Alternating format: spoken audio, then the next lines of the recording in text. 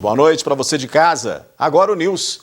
Ocupação de leitos públicos para a Covid-19 sai de 100% em Patos de Minas. Mas a disponibilidade total da rede hospitalar continua estrangulada. Em 24 horas, mais 2 mortes e 110 novos infectados. O governo de Minas pede apoio para a União para evitar desabastecimento de oxigênio no estado. Em Patos de Minas, Defesa Civil encabeça a campanha para que não falte oxigênio no município e na região. Onda Roxa agora é no estado inteiro. Município que desobedecer poderá ser punido. Campeonatos de futebol só podem até o final de semana. Depois só voltam com o fim da Onda Roxa em Minas.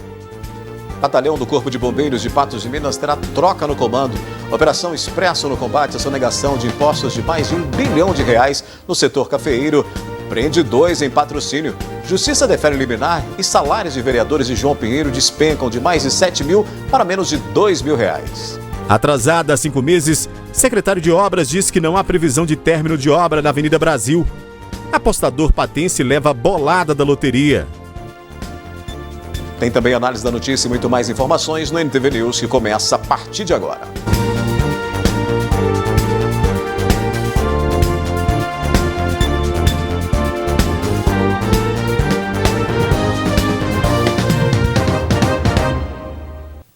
Foi desencadeada nesta terça-feira a Operação Expresso, que investiga um esquema de sonegação de impostos no valor de cerca de R$1 bilhão. Também são apurados crimes de falsidade ideológica, lavagem de dinheiro e associação criminosa dos suspeitos. Os alvos das operações são grandes atacadistas, corretoras de café em grãos, transportadoras, proprietários e representantes de torrefações. Foram cumpridos mandados em Minas Gerais, Espírito Santo, Paraná e também em São Paulo. Na região, a Polícia Civil cumpriu 4 mandados em patrocínio e 2 pessoas foram presas. Durante as buscas, outra foi detida em flagrante por posse ilegal de arma e munição. Os nomes dos presos e das empresas não foram divulgados.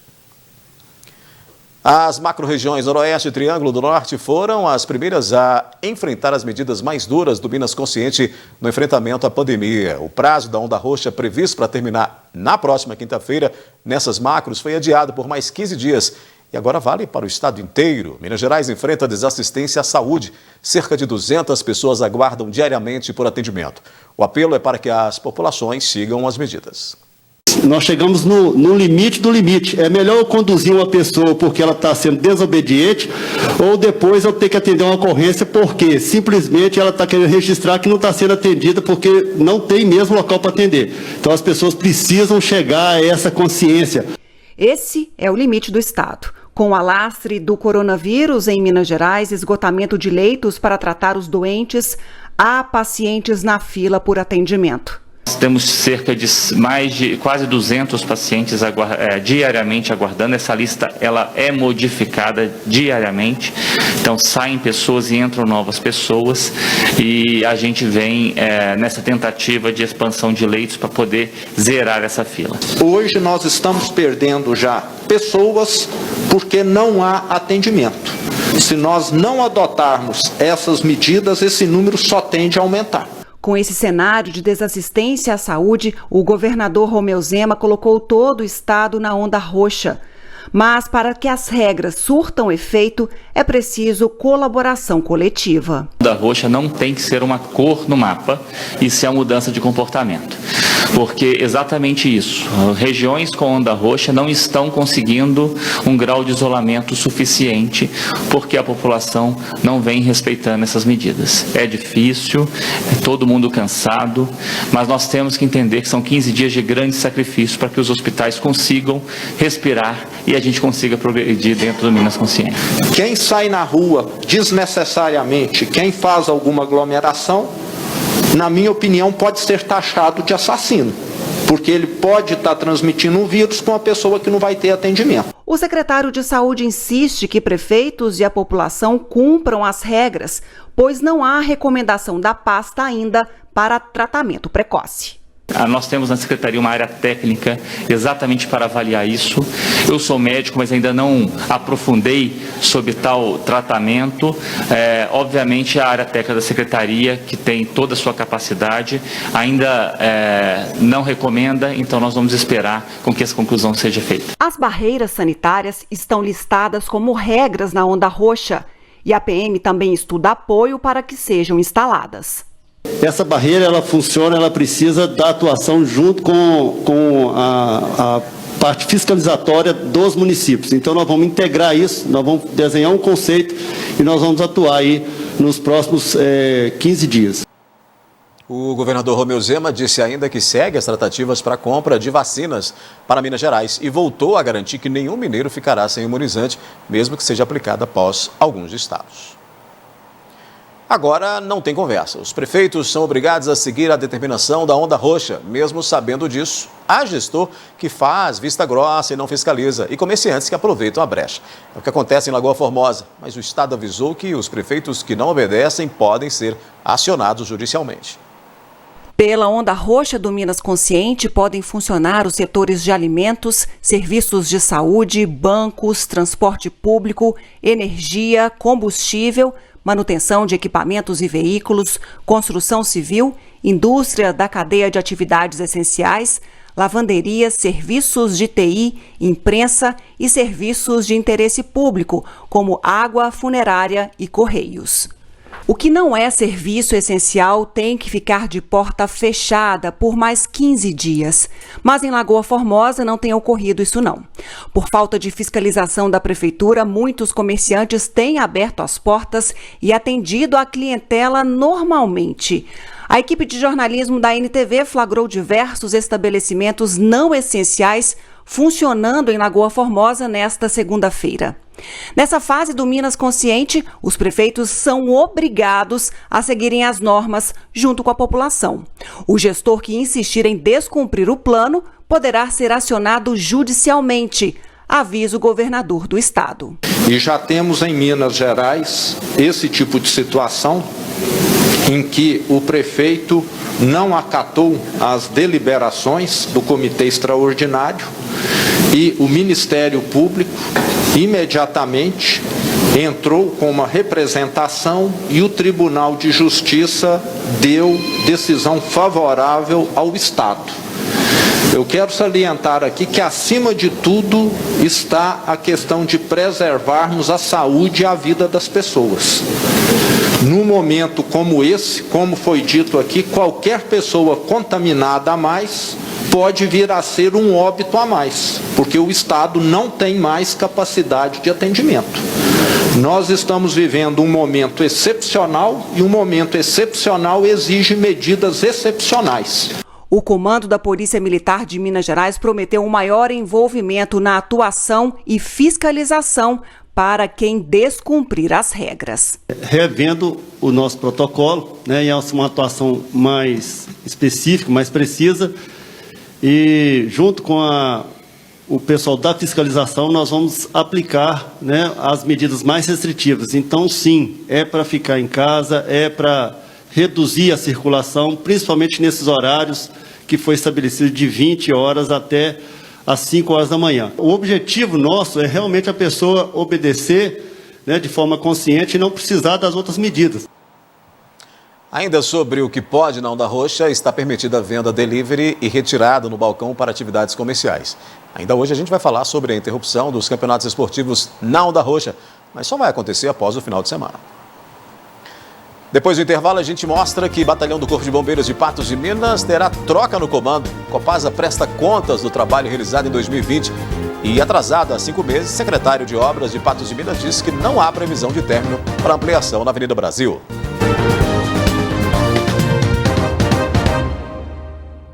O tenente-coronel Ricardo Marisguia Mendes vai deixar o comando do 12º Batalhão de Bombeiros Militar em Patos de Minas. Marisguia esteve no comando da unidade nos últimos 5 anos e irá assumir sua antiga unidade, o 8º Batalhão de Bombeiros Militar de Uberaba. Assume o Batalhão de Patos de Minas o Major Tiago Lacerda Duarte, que estava no 2º Comando Operacional de Bombeiros em Uberlândia. A troca de comando deve acontecer no dia 23 de março. A Copasa divulgou um balanço das atividades executadas pela companhia em Patos de Minas durante todo o ano de 2020. A empresa garante que tem se comprometido na busca pela excelência na prestação dos serviços. Foram implantadas 1.888 novas instalações de água e 1.498 ligações de esgoto. O sistema de abastecimento de água teve sua malha de redes ampliada em aproximadamente 16 quilômetros e as redes coletoras foram expandidas em quase 6 quilômetros. A prova do esforço conjunto de cada colaborador, seja do setor administrativo, operacional ou técnico, se reflete nos números. Em 2020, entre manutenções preventivas e corretivas, os 122 empregados da Copasa, entre oficiais e terceirizados, atenderam a 4.121 demandas, sendo 1.804 relacionadas a esgotamento sanitário e 2.317 referentes ao sistema de abastecimento de água. Em 2020 também foram registrados problemas. Ao todo, foram mais de 2.000 vazamentos, parte deles causados por terceiros, o que acende o alerta para os cuidados no momento de dar início à edificação de qualquer obra no perímetro urbano. Além disso, a companhia catalogou 581 extravasamentos de esgoto, a maioria provocada pelo entupimento de redes coletoras por lixo ou por água da chuva. A Copasa atua em Patos de Minas desde 1973. Mais de 124 milhões foram investidos na construção de 2 estações de tratamento de água, a ETA, que fornecem até 150 litros de água por segundo à população, por meio de 47 reservatórios e 848,5 quilômetros de rede de distribuição. Além disso, mais de 183 milhões foram investidos na implantação de uma estação de tratamento de esgoto ET e em 8 elevatórias e redes coletoras, que recebe resíduos de 59.720 residências e tem a capacidade para tratar até 23 milhões de litros diariamente. Pelo cronograma apresentado, as obras de alargamento da Avenida Brasil deveriam ter sido entregues há 5 meses. Mas o secretário de Obras de Patos de Minas disse que não tem previsão para concluir a melhoria. Olha, todo esse dilema aqui do alargamento da Avenida Brasil em Patos de Minas, nesse ponto que liga a Avenida Fátima Porto, discorre desde o ano passado, quando era para ser inaugurada até uma data, mas não aconteceu.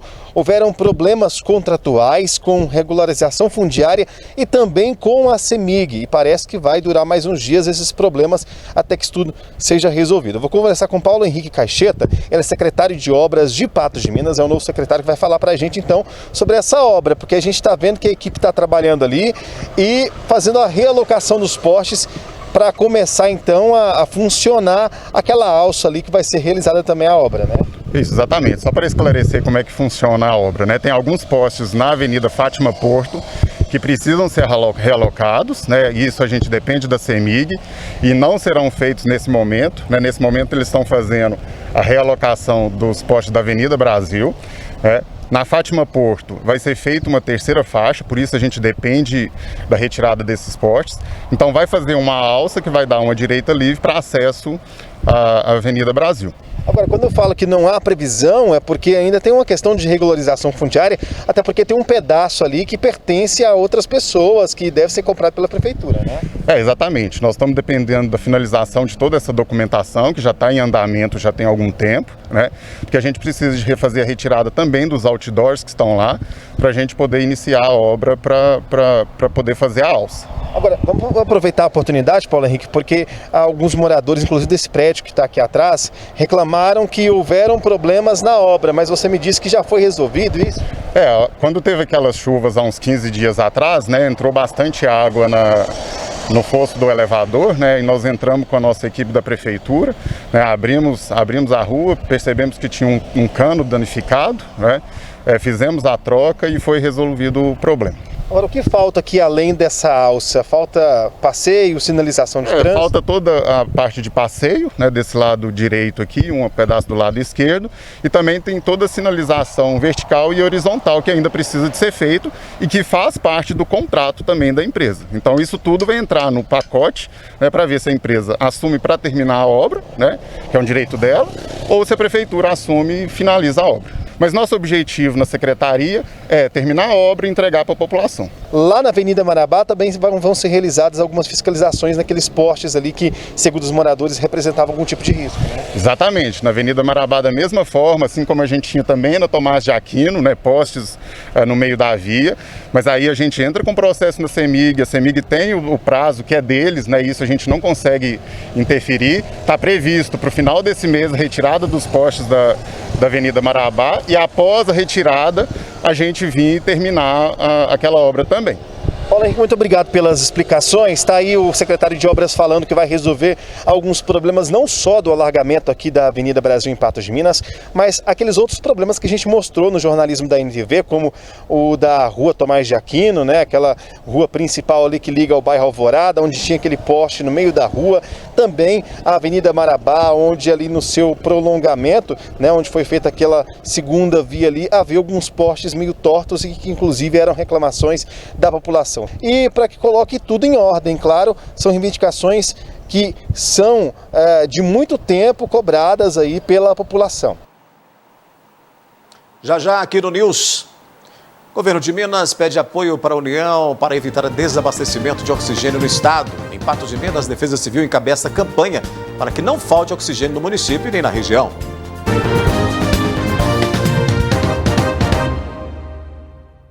Com o aumento da demanda por ocupação de leitos de UTI, o governo de Minas já pediu apoio ao Ministério da Saúde para que não falte oxigênio para pacientes no estado. Para evitar a falta de oxigênio, o governo de Minas Gerais pediu ajuda ao governo federal. Não há falta ainda no estado, mas a demanda é crescente. A gente já vem pedindo apoio do Ministério da Saúde em relação a isso, já prevendo sim esse aumento de consumo de oxigênio para que não haja nenhum tipo de falta de suprimento no decorrer desses dias. Os hospitais maiores têm estrutura e reservatórios de oxigênio.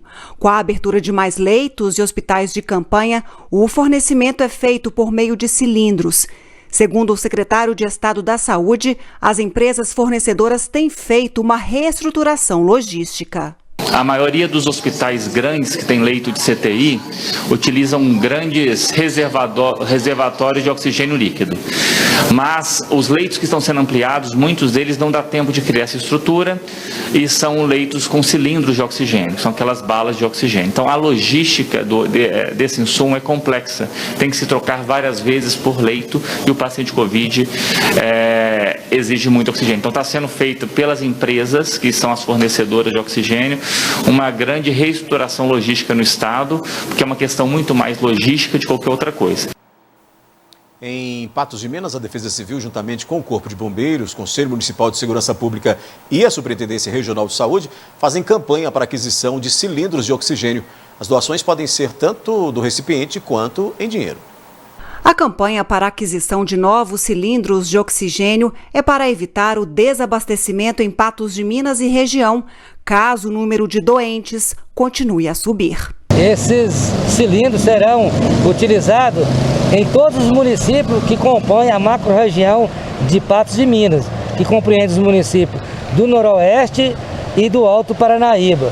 Então, a superintendência fez um levantamento e identificou aqueles municípios que têm maior demanda. E de acordo com essas demandas, esses municípios serão beneficiados com essas doações.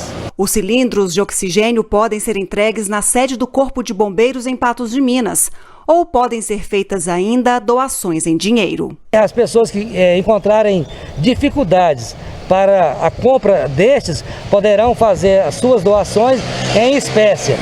Por isso, nós contamos com a colaboração do Conselho de Segurança Pública, que nos destinou uma conta exclusiva para o recebimento dessas doações. Após serem confirmadas essas doações, esses valores serão repassados para a Superintendência Regional de Saúde, que farão a aquisição desse cilindro ou mesmo o envasamento dos que já existem, de forma que, posterior a isso, será feita uma prestação de conta para os contribuintes. Quem tiver qualquer dúvida e quiser mais informações dessa campanha para aquisição de oxigênio, pode ligar para o 193 ou 199. Depois do intervalo tem análise da notícia aqui no News. Justiça autoriza a redução de salários de vereadores em João Pinheiro. E enquanto o problema no Quebec segue sem solução, moradores contam como é viver em meio ao mau cheiro.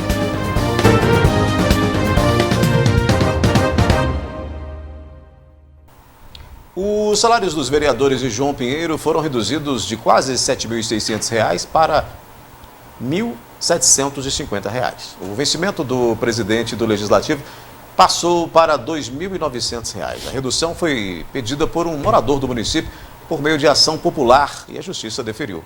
O pinheirense que moveu a ação, Marlon Marques Melgaço, sustentou que todas as leis municipais que fixaram os subsídios dos vereadores a partir do ano 2000 são inconstitucionais e logo pediu a revisão dos valores. Com base em leis municipais, o juiz então entendeu haver inconstitucionalidade e possível risco ao erário público para justificar então a liminar de redução dos salários. A decisão ainda cabe recurso.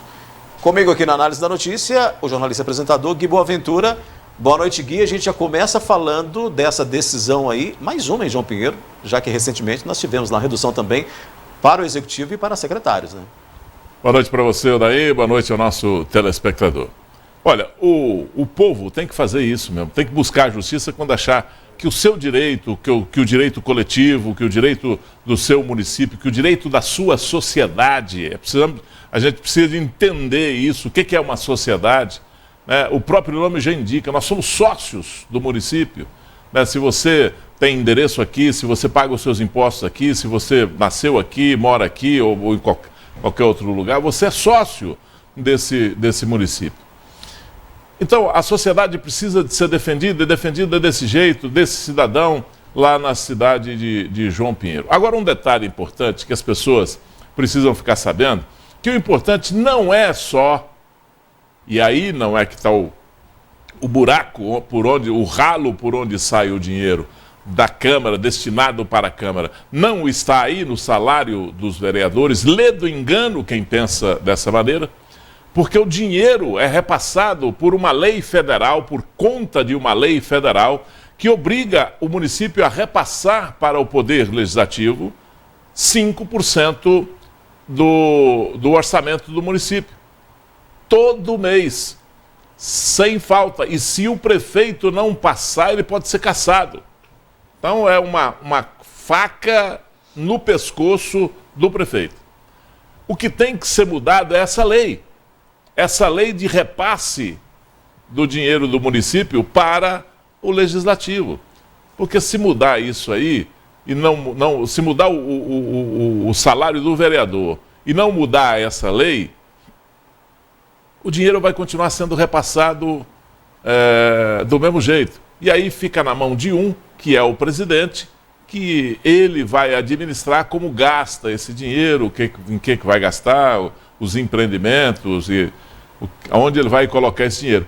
Que poderia estar indo para o vereador, mas está ficando na mão dele. Então, ao invés de todos gastarem, um vai gastar apenas. Muito bem. Vamos rodar o assunto, Gui, e agora a gente vai falar do Quebec, né? Um assunto que a gente já tratou aqui em outras oportunidades, mas quem mora ali no Quebec vive um drama todos os dias, né? Um mau cheiro, uma constante naquele local, e uma negociação, inclusive, foi aberta, mas enquanto a solução não chega, o dia a dia dessas pessoas é quase insuportável. A mulher que prefere não se identificar é somente uma entre dezenas de moradores do residencial que relatam estar sofrendo. Ela acredita que os prejuízos na saúde foram causados pelo mau cheiro que existe no bairro. Não é brincadeira, que eu tenho como clinicamente provar. Eu não sou fumante, não tinha problema de saúde, principalmente respiratório. Eu vim até ter um câncer de tireoide depois que eu mudei para cá. Câncer é relacionado a odor gastóxico? É sim. E também vários problemas respiratórios que eu tenho como provar aqui em exames respiratórios. Todos laudados. Remédios, então, pessoal, em centenas aqui.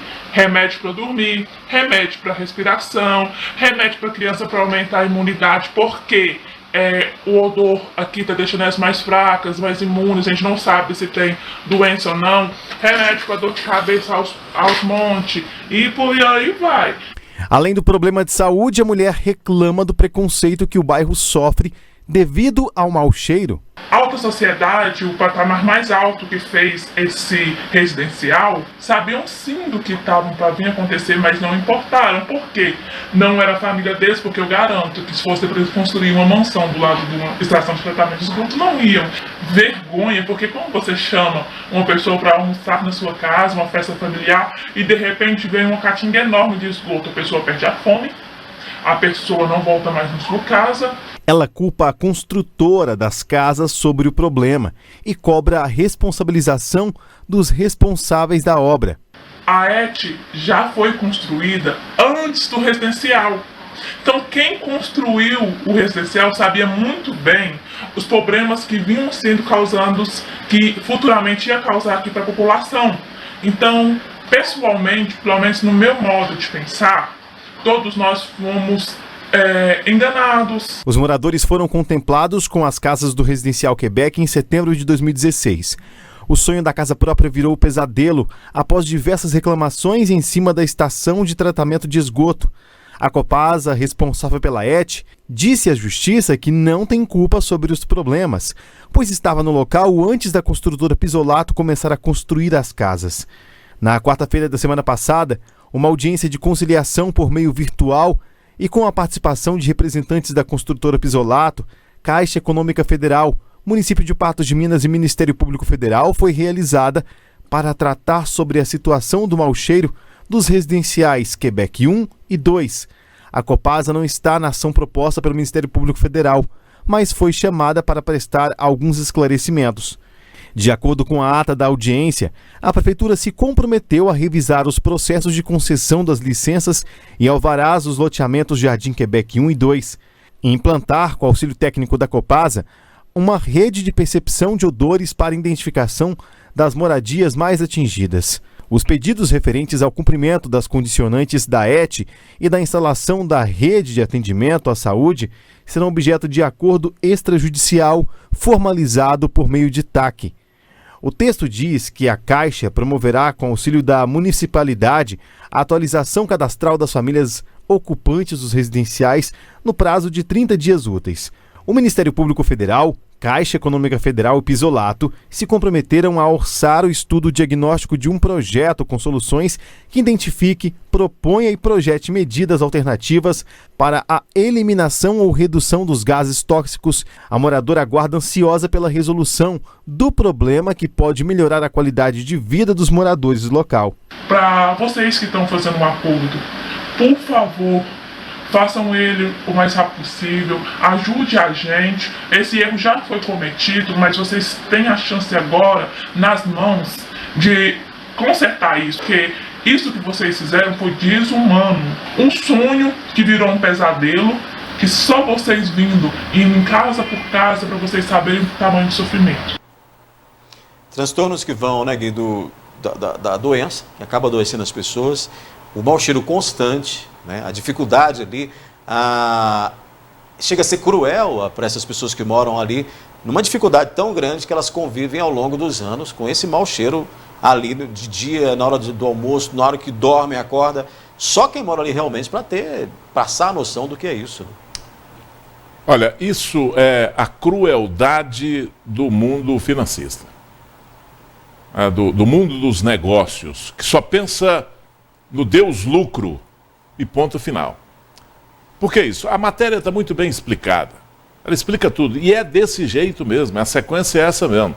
Você vai livrar a Copasa? Claro que você tem que livrar a Copasa porque ela não tem absolutamente nada com o que aconteceu. Primeiro, ela estava lá. Para ela estar lá naquele local, ela recebeu uma autorização dos órgãos ambientais, recebeu a autorização do município para colocar a sua ET lá.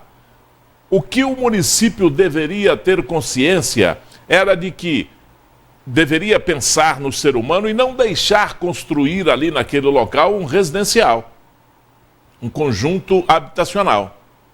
Mas aí o terreno já devia ser ou foi adquirido pela construtora, que espertamente usou a lei a seu favor. Foi lá e entrou com o momento, Precisa se construir casas em Patos de Minas. Patos tem um déficit habitacional muito grande. Esqueceram da ET, né? E sabiamente ou espertamente deixaram o assunto ET de fora. Isso quando acontecer, eu tenho aqui a autorização do município, tenho o alvará do município me liberando para construir aqui um conjunto habitacional, eu estou respaldado. E aí não se pensa no ser humano, não pensa na consequência do que pode vir pela frente, do que acontece pela frente. É um absurdo isso, mas é assim que o mundo pensa, é assim que é a nossa cultura, é assim que é a cultura de um país que vive num regime absolutamente mercantilista, né? O nosso negócio é o poder do dinheiro, o dinheiro é que vale. E aí, essas pessoas que não têm esse poder em separado, porque se juntarem todas elas o poder é muito grande, mas em separado não tem, e fica sofrendo o que sofrem lá no Quebec. Agora, era preciso, Odair, acima de tudo, chamar às falas todas as pessoas responsáveis. E aí precisava de ter a chamada responsabilidade civil sobre uma atitude que você toma à frente de um órgão público. Quem autorizou isso aí devia pagar pelo que fez, porque autorizou irresponsavelmente, trazendo um problema hoje que é um problema do município. Não é um problema de mais ninguém, é um problema hoje, pela regra da contenda aí, é um problema do município. O município vai ter que resolver isso aí, juntamente com a Caixa Econômica Federal. Os órgãos ambientais. Os órgãos ambientais liberaram dentro da sua capacidade, mas quem autorizou a construir esse conjunto lá foi o município e a Caixa Econômica Federal. E agora tem que apresentar uma solução. E é uma solução rápida, porque as pessoas já não suportam mais. Nós já temos vários anos que essas pessoas estão passando esse perrengue dos diabos lá no Quebec. Porque eu já fui lá na hora do almoço, sol quente e aquele mau cheiro ali. É um problema que não dá para suportar. Tivemos aí uma primeira audiência, né, audiência conciliatória. Alguns prazos foram dados para poder fazer outros levantamentos. E essa população aguarda, mas quer agilidade nesse processo. Sim, né? sim. O que não é possível você pedir isso para a justiça, né? Tem todos os trâmites, né? A justiça tem o seu rito, e ela tem o seu ritmo, além de ter o rito, ela tem o seu ritmo. Dificilmente ela ultrapassa isso. O bom é que ela vai tomar uma decisão. O bom é que ela vai tomar uma posição. E acredito que seja em favor desse pessoal, desses menos favorecidos aí, e que a solução desse caso seja de imediata, né? O juiz tutele isso aí, a justiça tutele isso aí, para que tenhamos uma solução rápida, porque esse pessoal já não aguenta mais o que tem passado lá no Quebec. Vamos fazer uma parada rápida aqui, Gui. A gente vai para o intervalo. Na sequência, a gente vai mostrar que apostador patense levou uma bolada e com restrições, o mercado de apostas presencial sofre baque. A gente vai voltar a falar também da Covid-19 e mostrar a situação em Patos de Minas. Vamos falar da ocupação de leitos públicos, que ganha respiro, mas não dá para comemorar ainda não, viu? Continua no sufoco a disponibilidade geral. Campeonatos esportivos só podem até o fim dessa semana, só até esse fim de semana. Depois só voltam com o fim da onda roxa em Minas. Depois de receber uma denúncia, a Vigilância em Saúde fiscalizou o fluxo de atendimentos a pacientes com Covid-19 no Hospital Regional Antônio Dias. É que pacientes infectados estariam ocupando leitos fora da ala preparada para tratar os doentes. Em nota, a assessoria da rede FEMIG garantiu que possui alas isoladas para o tratamento de pacientes positivos para a Covid-19 e segue os protocolos adequados para manejo da doença. Quem apresenta sintomas da doença é encaminhado a uma ala específica para suspeitos e, na sequência, é realizado o teste PCR-TRT.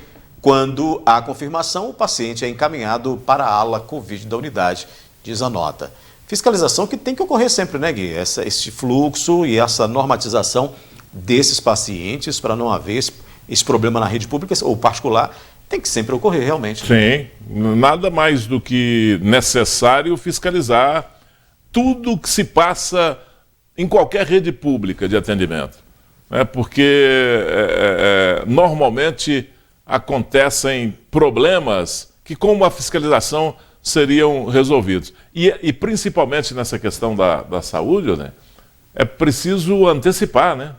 Hoje nós estamos trabalhando com uma situação, estamos passando por uma situação que mais vale a antecipação do que uma providência futura, uma providência depois de um determinado problema. Então a prevenção hoje, até no atendimento público da saúde, ele é melhor do que o remédio que vem pela frente. Certamente. Vamos falar da Covid, vamos falar dos números comparativo entre ontem e hoje aqui em Patos de Minas, que vai entrar aí na tela para a gente. São 11.209 infectados, 110 a mais do que ontem, né, confirmados entre 10 e 15 de março, que de acordo com o boletim, foram mais 2 mortes confirmadas que ocorreram nesta segunda-feira, ou seja, em 24 horas mais 2 mortes. Um homem de 47 anos, uma mulher de 66 anos. Patos de Minas tem agora então 269 mortes confirmadas pela Covid-19. Aí a gente veio ali também a questão dessa média de casos, né, aí computados em 80, está em 80, não é para se comemorar, mas é uma sinalização de uma possível diminuição, né, Gui? Olha, eu quero acreditar que isso seja realmente uma melhora, mas a gente já observou no decorrer desse tempo, principalmente esse ano, uma oscilação, e essa oscilação ainda está em cima, né, está no teto, não está no piso, está no teto, oscila lá em cima, os números são muito altos de qualquer maneira. Agora, eu quero acreditar que isso pode ser uma tendência, pode apresentar uma tendência. E se for uma tendência, daí, vamos bater palma, porque é um resultado de uma posição tomada aí pelo governo municipal, pelo governo estadual, né, com essas paralisações. Se isso tiver dado resultado, é agora que se tem que investir nisso. É agora que a população precisa tomar consciência e falar, opa, está dando certo. Vamos pegar firme aqui para a gente chegar no fim de mais um período aí de 15 dias, que é o novo decreto do governador, com resultado positivo, com resultado que depois alivia toda a sociedade, né? Sim. Vamos olhar então, dar uma olhada na nossa taxa de ocupação hospitalar, Gui, porque vai entrar na tela para a gente avaliar, o colapso ele continua, né, na ocupação geral de leitos públicos e privados, a gente percebe ali naqueles quadradinhos. O percentual baixou de 100 na rede pública, se a gente for analisar também, porque até o fechamento do boletim no início da tarde, haviam 2 vagas de UTI e 3 clínicas no Hospital Regional Antônio Dias. Pode sinalizar, voltamos a dizer que essa é uma expectativa que a gente tem, né, de melhorar essa ocupação hospitalar, mas como você disse, ainda é uma média alta, ainda estamos com poucas vagas e precisamos continuar tanto acreditando quanto colaborando para que isso melhore, né, Gui? Eu não tô conseguindo ali perceber, mas os leitos, a ocupação de leitos na rede pública baixou. Baixou de 100. Baixou de 100. Só que aí é o seguinte, nós temos que ter consciência de que uma rede não funciona bem sem a outra. Está funcionando. Você vê que as duas têm um certo equilíbrio. Tanto a rede pública quanto a rede privada, né? Você tem ali o clínico 246,43% e o de UTI 148,72%, incluindo os dois. Isso, né? No geral, né? Isso geral, é público e privado. No público, o clínico cai para 97,50% e UTI 90%. Pois é, agora, só público. Agora, não confie nesses números, porque o reflexo de um tinha que ser o mesmo reflexo de outro. A rede privada não está dessa maneira. Acontece algum fenômeno, acontece alguma coisa que melhora o setor público de atendimento da Covid. Então, quando se trata de um atendimento em massa, como é o que está acontecendo, um não pode ter uma diferença muito grande do outro. Então, é preciso que a gente fique de olho. E vamos consagrar isso, né? Vamos torcer para que isso seja realmente o que está acontecendo, que os números estejam realmente baixando, porque é isso que que nós perseguimos, é isso que nós esperamos com essas atitudes, com o fechamento do comércio, com todas as restrições apresentadas aí, que tanto tem dado discussão aí, né? Os pobres dos comerciantes pagando um pato muito caro nessa pandemia, sem receber nada em troca, nenhum benefício, nem do governo municipal, nem do governo estadual, muito menos do governo estadual. Os impostos continuam aí vencendo, e vencendo tem que ser pago, se não pagar tem um punhado de sanção. É muito complicado, essa situação. Então vamos torcer para que esteja dando certo, de verdade.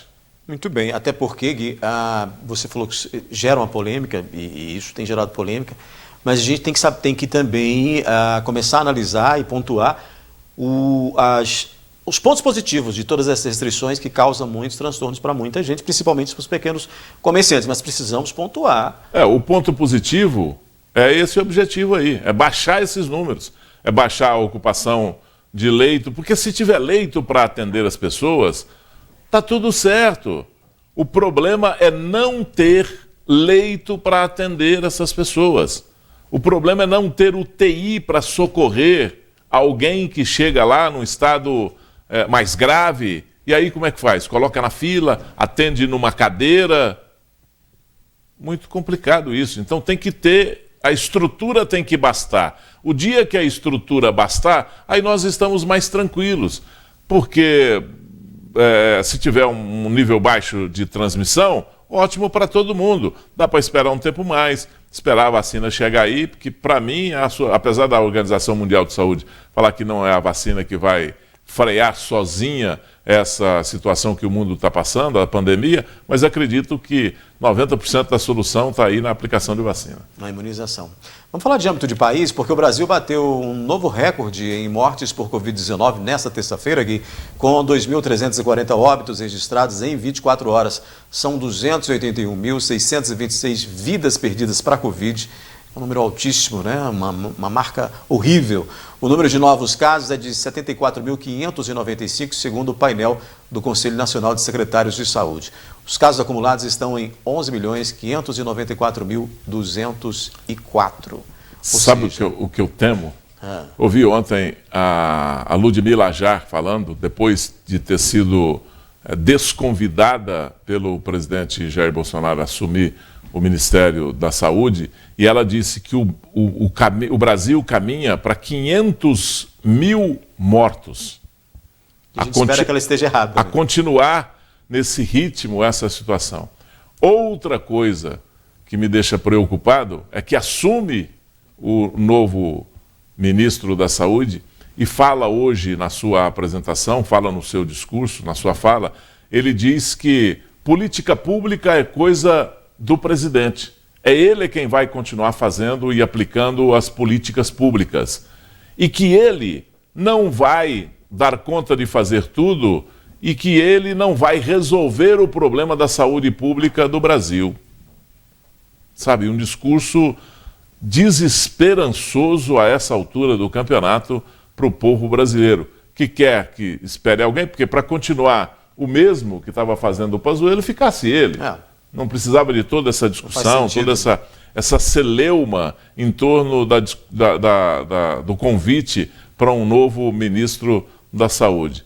Então, a gente que tem um olhar mais afinado, mais sensível para essas falas, para essas situações, ficamos muito preocupados com a situação do Brasil.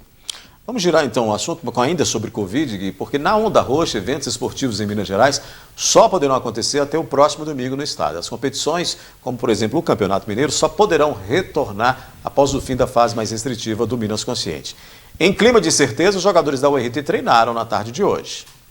No próximo fim de semana, a URT enfrenta a Caldense pela 5ª rodada do Campeonato Mineiro. Ainda na manhã desta terça-feira, o governo do estado anunciou uma possível suspensão das atividades esportivas previstas por pelo menos 15 dias. De acordo com a presidente da URT, houve uma reunião com representantes do governo do estado e com o presidente da Federação Mineira de Futebol para definir os rumos do campeonato. Na tarde desta terça-feira, a decisão foi por manter os jogos previstos até domingo. Houve uma reunião agora no período da tarde, juntamente com o presidente da Federação Mineira de Futebol, com o órgão competente do Estado. E o que foi nos informado que a rodada desse próximo final de semana, né, vai estar mantida. Então, o RT recebe aqui no Zama Maciel a Caldense, que é de Poços de Caldas. O elenco do Trovão Azul vem de 2 derrotas e 1 vitória e está na 10ª posição na tabela de classificação com 3 pontos. Mesmo com as complicações em decorrência da onda roxa do Plano Minas Consciente, na avaliação do técnico, o time está progredindo. A gente já sabia que a gente teria um início muito difícil, agravado ainda mais pela mudança do mando de campo para Sete Lagoas. Então tudo isso dificultou muito a vida da URT nessas 4 primeiras rodadas.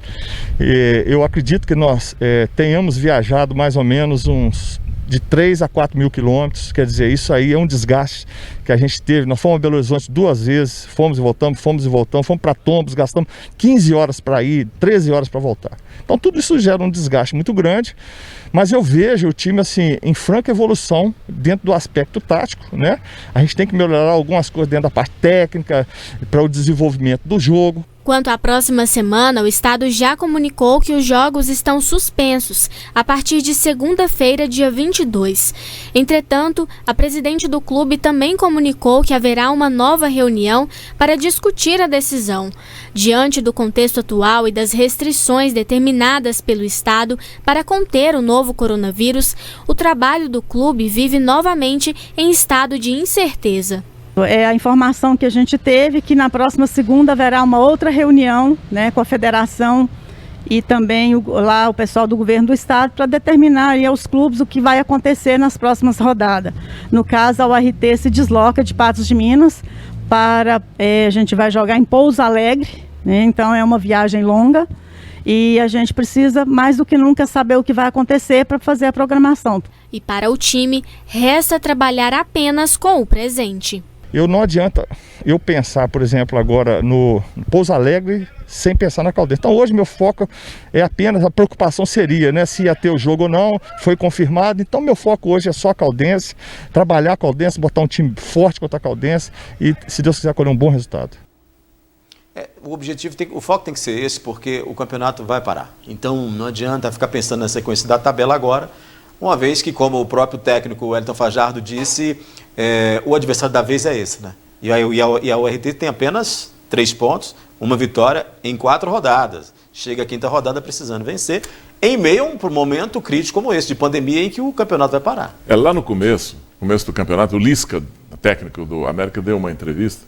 Foi polêmica no Brasil inteiro, mas está completamente coberto de razão o Lisca. Coberto de razão. Time de futebol sai da concentração, sai do estádio, da sua cidade, vai para um outro local, é hotel, é hospedagem, é contato com outras pessoas, é o vírus indo e vindo por esse Brasil afora. E aqui no caso, em Minas Gerais, é o vírus indo e vindo pelo estado afora. E ainda estavam importando partidas de futebol, porque o Palmeiras, com a proibição lá em São Paulo, iria jogar aqui no estado de Minas Gerais. É um absurdo isso. E outra coisa, o que eu falei para você há poucos instantes a respeito de planejamento e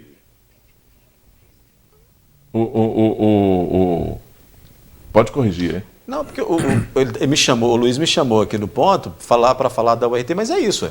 É uma vitória, 3 derrotas, são 4 rodadas, uma vitória apenas 3 pontos. Exatamente. Em 4 jogos, Luiz, é isso mesmo. Agora chega a 5ª rodada precisando vencer. Agora, a falta de planejamento, a falta de previsão dessa situação é um negócio muito grave, porque a Federação Mineira de Futebol pouco ajuda os clubes do interior. Cruzeiro, Atlético, América, o Cruzeiro nem tanto hoje, mais que passa por um momento terrível, né? Em questão financeira.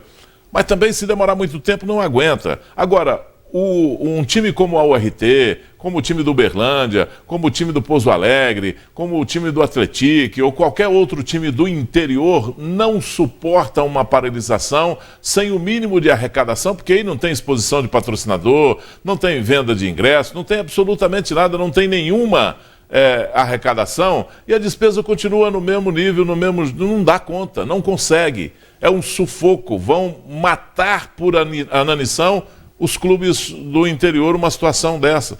Agora a Federação Mineira de Futebol, os clubes têm que procurar isso, para a Federação Mineira de Futebol propor uma ajuda para esses clubes, porque senão eles não vão conseguir sobreviver. Pois é. Vamos rodar o assunto aqui e vamos falar de uma notícia que aguça o sonho de muita gente, né? Muita gente. Um morador de Patos de Minas, ele foi o ganhador aí de uma bolada da Loto Fácil. Nessa semana levou quase R$600 mil. Mas o cenário de apostas presenciais sofreu um baque com a restrição de circulação de pessoas. O senhor Edivino é militar, professor e no tempo livre apostador. Toda semana ele vai à lotérica para preencher um jogo. Além disso, em outras demandas, como pagamento de contas, ele também recorre aos meios presenciais para resolver. Eu venho quase toda semana, faço alguns jogozinhos e às vezes ganho alguma coisinha. Na verdade, aqui é mais fácil do que no banco. No banco a fila é muito grande e aqui é um pouco menor, né? Eu não sou chegado a pagamento através de internet. Eu gosto de ir presencial mesmo. Entretanto, diferente do senhor Edivino, em 2020 o número de apostadores diminuiu significativamente. Muito se deve à pandemia, que deixou as pessoas mais em casa e, consequentemente, reduziu a frequência de atendimentos presenciais. Nesta loteria, o gráfico referente a 2020 mostra que de janeiro a abril do ano passado, houve uma queda brusca nas apostas. Entre maio e setembro, uma recuperação. Já de outubro a dezembro, nova redução. Como a loteria ela é um serviço essencial, a gente está aqui para prestar serviço para a comunidade, né? Então a gente não ficou fechado. Mas comparado a anos anteriores, na questão de jogos, recebimentos, é claro que a gente teve um declínio muito grande, né? Gigante. Esta semana, um morador de Patos de Minas foi o ganhador da Loto Fácil e arrecadou um prêmio de mais de R$590 mil. Segundo o proprietário, o ganhador pediu sigilo das informações. Mas o cenário de apostas nesse início de ano também foi variável. Em janeiro, houve uma recuperação no número de apostas. Já em fevereiro, com a nova onda de casos de Covid-19, queda novamente. O que aconteceu foi o normal do comércio em geral. Com a pandemia, o pessoal, né, teve que fazer o distanciamento social, se resguardar mais, que é o momento que a gente está passando agora, que é o momento mais crítico. Então é normal que o movimento caísse mesmo, os jogos diminuíssem, a venda de bolão diminuísse bastante. Fator pandemia mesmo, não tem o que fazer. E as consequências disso para o setor são as mesmas que o comércio em geral tem sofrido. Os nossos custos são muito altos e a receita caiu muito, devido ao quê? O sumiço do pessoal, né? A falta de gente mesmo no comércio, as apostas diminuiu muito. Então, assim, é um reflexo em geral que o comércio está sentindo em geral. Que a gente espera o mais rápido possível a gente sair dessa, se Deus quiser. Já era previsto que esses impactos de restritivos também, né, claro, chegassem a ter esse setor de apostas, né, Gui? Claro, a previsão era que impactaria em todos os segmentos, como impactou em todos os segmentos. O setor de aposta não é diferente. Menos gente na rua, menos sedução, menos pessoas para serem seduzidas, para fazerem as suas apostas. Então a pessoa em casa, eu não vou sair, deixa passar. Por isso é que impactou. Vamos falar de saúde, voltar a falar sobre saúde, mas de reclamação na saúde, Gui. Os familiares de Helenita Maria de Souza, de 56 anos, eles querem uma resposta para a cirurgia de urgência que ela precisa realizar. A Helenita está internada desde o dia 15 de fevereiro e à espera de uma vaga. Liga no hospital agora, Falcão. Ela ficou 2 dias. O terceiro dia que conseguiu levar ela. Não recusa essa ajuda. Se minha mãe estivesse aqui, Falcão, ela estaria aqui de joelho, implorando pela vida da filha dela. O marido dela está aqui implorando, pedindo para ajudar a salvar a vida dela, Falcão. Nosso objetivo é tentar transferir minha irmã, se fosse o caso hoje, que é a possibilidade, sabe? Aí ainda não temos resposta, mas o prefeito já está ligando para todo mundo junto com nós, está lá, ele está sendo bem claro e objetivo. E por ele falou que hoje decide para nós. Ele adiantou para nós que está tentando comprar cirurgia, mas pelo SUS fácil, igual ele estava tentando, não tem, nunca teria resposta. Eles estão tentando comprar particular. O médico agora já coisou, já está mandando todos os papéis e nós estamos com fé que vamos sair dali com empenho assinado. Muita apreensão ainda, mas com muita esperança. Desespero, né, Gui? E os familiares, eles foram recebidos pelo prefeito, que garantiu que segue tentando vaga em hospital particular para que a Helenita seja operada. Família, como eu disse, em desespero, num momento tão crítico, tão complicado para todas as doenças. Não é só Covid, né? Esse esgotamento da estrutura hospitalar atinge outras pessoas, como a Helenita, que precisa desse procedimento, desse atendimento. Há uma grande preocupação, inclusive, aí. Volto a citar aqui a entrevista da Ludmila Já, da doutora Ludmila Já, e ela é extremamente preocupada com as outras doenças, né? Cardiovasculares, com pessoas com câncer, que não estão sendo atendidas no sistema de saúde no Brasil. É o caso da Helenita, por exemplo. A Helenita, só resta para ela a esperança, porque todas as providências já foram tomadas. E esse negócio de não ter uma vaga num hospital particular, não dá para acreditar, né? Tem vaga no hospital particular. Tem vaga em hospital particular, até aqui em Patos, se quiser operar, tem uma vaga no hospital particular, tenho certeza absoluta disso. Muito bem. Gui, com essa então a gente encerra a nossa análise de hoje e a gente se encontra amanhã. Um abraço para você. Boa noite a todos. MTV News volta amanhã às 19 horas. Boa noite.